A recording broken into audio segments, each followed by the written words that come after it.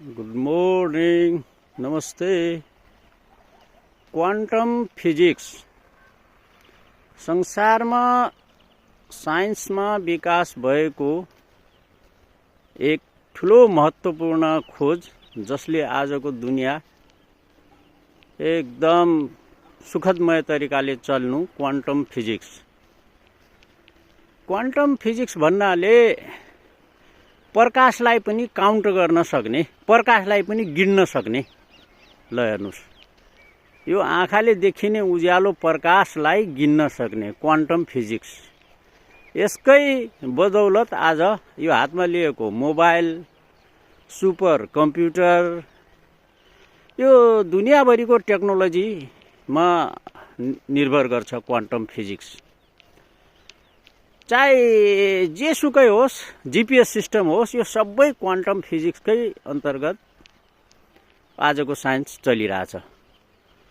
तर साथीहरू, लास्ट विकास यति नै हो, अझ के गर्ने हो, साइन्सले गर्दै जाला। तर हाम्रो ऋषिमुनिहरू, रिसर्च साइन्टिस्टहरूले जुन कुरा विकास गरेका थिए त्यो कुरातिर हामीले किन सोच्न सकेनौँ होला। सोच्ने त अब सोचिन्छ, सायद किन होला, के त्यो सजिलो भएर छोडिदियो भने होला कि गाह्रो भएर नगरे होला।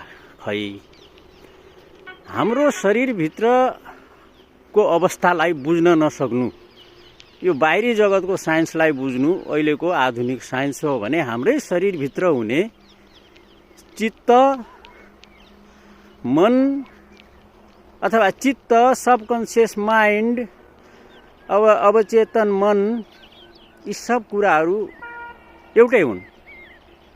हामीले हाम्रो चित्तलाई बुझ्न नसक्नु, हाम्रो मनको गतिलाई बुझ्न नसक्नु, यहाँ भित्रैबाट सब कुछ चेतनाका कुराहरू यहाँ भित्रै छ भनेर हाम्रो आध्यात्मले भनेको भनै छ।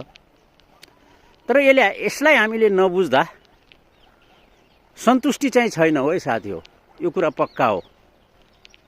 भौतिक जगतले सन्तुष्टि दिन सकेको छैन। त जब लास्टमा चाहिने सन्तुष्टि, पिसका साथ मृत्यु हो भने यो बाहिरी जगत, भौतिक जगतकै प्रति मात्रै लाग्नु पनि उपयुक्त हुँदैन कि मेरो सोचाइ। जरुरी छ भौतिक जगत, तर कतै आफ्नो चित्तलाई पनि बुझ्ने, आफ्नो मनलाई पनि बुझ्न सके राम्रो होला कि भन्ने मेरो धारणा। हवस् त, नमस्ते।